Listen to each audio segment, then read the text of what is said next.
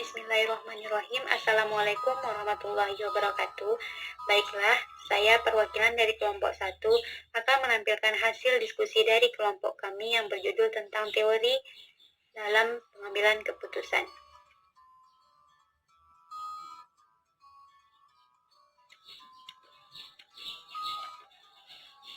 Kami membaginya menjadi 3. Yang pertama adalah latar belakang, yang kedua pengambilan keputusan, dan yang ketiga teori-teori dalam pengambilan. Yang pertama kita lihat latar belakang dari teori pengambilan keputusan, yaitu sebagai seorang pemimpin, seseorang tersebut harus mampu menjadi pemecah masalah bagi dirinya dan orang lain. Keputusan adalah pilihan-pilihan dari 2 alternatif atau lebih yang harus diambil oleh seorang pemimpin. Pengambilan keputusan merupakan sesuatu pendekatan yang sistematis terhadap hakikatnya suatu masalah dan pengumpulan fakta-fakta yang dibutuhkan oleh pemimpin. Selanjutnya, kita lihat pengambilan keputusan. Pengambilan keputusan, atau sering juga disebut dengan decision making, adalah melakukan penilaian dan menjatuhkan pilihan. Pengertian pengambilan keputusan telah dikemukakan oleh banyak ahli. Di antaranya, yang pertama, menurut G.R. Terry, mengemukakan bahwa mengambil keputusan sebagai pemilihan yang didasarkan pada kriteria tertentu atas lebih alternatif yang mungkin. Nah, yang kedua, menurut Claude S. George Jr. mengatakan bahwa proses pengambilan keputusan dikerjakan oleh kebanyakan manajer berupa suatu kegiatan pemikiran yang termasuk pertimbangan pemulihan di antara. Selanjutnya, teori-teori dalam pengambilan keputusan terdiri dari 4. Yang pertama, teori utilitarisme. Yang kedua, teori deontologi. Yang ketiga, teori hedonisme. Dan yang keempat adalah teori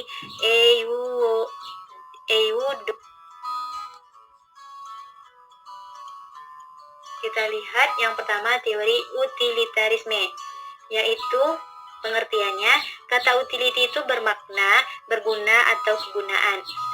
Sedangkan utilitarisme berasal dari kata Latin utilis yang berarti bermanfaat. Menurut teori ini, suatu perbuatan adalah baik jika membawa manfaat berfaedah atau berguna, tapi manfaat itu harus menyangkut bukan saja 2 orang, melainkan masyarakat sebagai keseluruhannya. Prinsip-prinsip dalam teori ini, yang pertama adalah manfaat atau utilitas atau utility. Yang kedua, untuk setiap tindakan alternatif kita perlu menentukan manfaat dan biaya. Dan yang ketiga adalah alternatif yang memberikan jumlah utilitas paling besar wajib dipilih sebagai tindakan yang secara etis tepat. Dan dasar dari teori ini adalah merupakan suatu doktrin moral yang berpendapat bahwa kita seharusnya bertindak untuk menghasilkan sebanyak-banyak mungkin manfaat atau kebahagiaan bagi tiap-tiap orang yang terpengaruh oleh tindakan. Selanjutnya, keunggulan dari teori ini, yang pertama, kebijakan-kebijakan pemerintah yang tepat adalah kebijakan yang memiliki utilitas terbesar bagi masyarakat. Yang kedua adalah mempertimbangkan kepentingan-kepentingan orang lain dan memiliki utilitas terbesar siapapun yang memperoleh manfaat-manfaat tersebut. Yang ketiga, menjadi dasar teknis analisis biaya manfaat ekonomi. Dan yang keempat, sangat sesuai dengan nilai yang ditamakan oleh banyak orang, yaitu adalah efisiensi. Dan kelemahan dari teori ini, manfaat itu merupakan konsep yang begitu luas, sehingga dalam kenyataan praktis akan menimbulkan kesulitan yang tidak sedikit. Dan yang kedua, etika utilitarisme tidak pernah menganggap serius nilai suatu tindakan pada dirinya sendiri dan hanya memperhatikan nilai suatu tindakan sejauh berkaitan dengan akibatnya. Dan yang ketiga, etika utilitarisme tidak menganggap serius kemauan baik seseorang. Yang keempat, variabel yang dinilai tidak semuanya tidak semuanya dapat dikualifikasi. Dan yang terakhir adalah etika utilitarisme membenarkan hak kelompok minoritas tertentu dikorbankan demi kepentingan mayoritas. Selanjutnya kita masuk teori deontologi, yaitu konsep moral yang menitik beratkan pada kewajiban. Teori ini mengisyaratkan adanya pembedaan di antara sekian kewajiban yang hadir bersamaan. Satu persoalan kadang terlihat baik dari satu sudut pandang, tetapi buruk dari sudut pandang yang lain. Penilaian baik dan buruk tidak semata-mata bertolak dari nilai kebaikan dan keburukan begitu saja, menurut David M. C. Norton. baik dan buruknya dinilai berdasarkan konteks terjadinya suatu perbuatan. Nah, konsep dari teori deontologi ini adalah yang pertama, menekankan pada suatu perbuatan didasarkan pada wajib tidaknya kita melakukan perbuatan itu. Dan yang kedua, yang disebut baik dalam arti sesungguhnya hanyalah kehendak yang baik. Semua hal lain disebut baik secara terbatas dengan syarat. Dan yang ketiga, kehendak menjadi baik jika bertindak karena kewajiban. Dan yang keempat, perbuatan dilakukan berdasarkan kewajiban. Bertindak sesuai dengan kewajiban disebut legalitas. Dengan legalitas kita memenuhi norma hukum.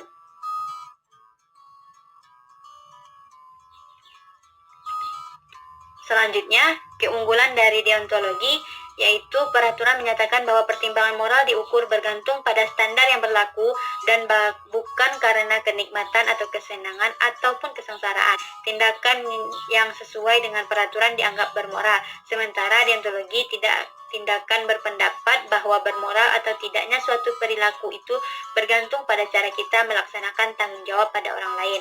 Dan kelemahannya adalah dalam situasi tertentu, kewajiban bisa bertentangan dengan tuntutan moral, terlebih jika kewajiban itu merupakan kewajiban yang berdasarkan pada hukum yang bersifat relatif. Selanjutnya, teori hedonisme. Teori hedonisme itu adalah sebuah paham yang mengedepankan kesenangan duniawi, kenikmatan duniawi, materi dan hal-hal yang berbau duniawi, serta menganggap bahwa hal-hal tersebut merupakan tujuan akhir yang harus dicapai dengan cara apapun, di mana kata duniawi itu merujuk pada ketiga aspek. Yang pertama jasmani, yang kedua filosofis, dan yang ketiga adalah intelektual. Dan yang ciri-ciri dari teori ini adalah yang pertama, memiliki pandangan gaya instan, yang kedua menjadi pengejar modernitas fisik, yang ketiga memiliki relativitas kenikmatan di atas rata-rata yang tinggi, yang keempat memenuhi keinginan-keinginan spontan yang muncul, yang kelima adalah ketika mendapat masalah yang dianggap berat, muncul anggapan bahwa dunia itu begitu membencinya. Selanjutnya, kita masuk pada keunggulan dari teori ini, yaitu menghindari kesengsaraan dan mendapatkan kebahagiaan sebanyak mungkin dalam kehidupan di dunia. Dan kelemahannya adalah timbulnya kecenderungan sikap individualisme, sikap pemalas, sikap boros, sikap diskriminasi, dan tidak bertanggung jawab.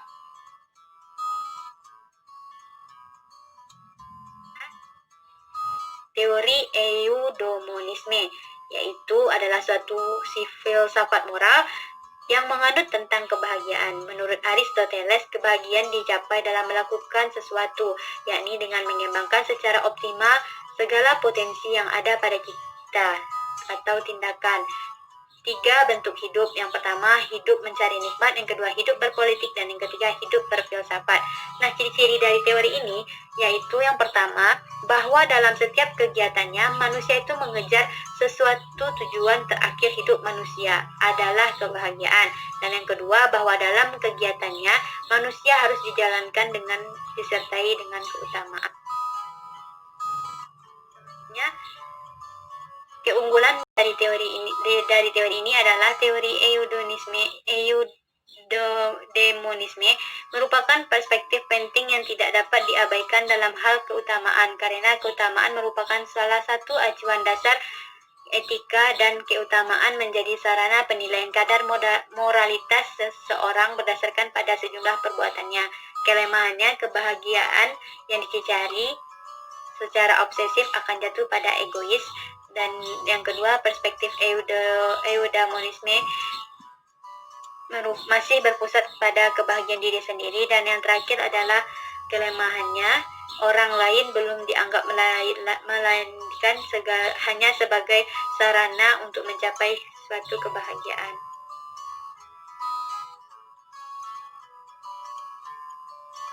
Kesimpulan dari hasil diskusi kita kali ini adalah teori-teori dalam pengambilan keputusan itu ada 4. Yang pertama, teori utilitarisme merupakan teori yang menjelaskan bahwa suatu perbuatan adalah baik jika dia membawa manfaat, berfaedah, berguna, tapi manfaat itu harus menyangkut bukan hanya sekedar 2 orang saja, melainkan masyarakat sebagai keseluruhan. Dan yang kedua adalah teori deontologi, merupakan suatu teori yang menjelaskan bahwa konsep moral yang menitikberatkan pada kewajiban.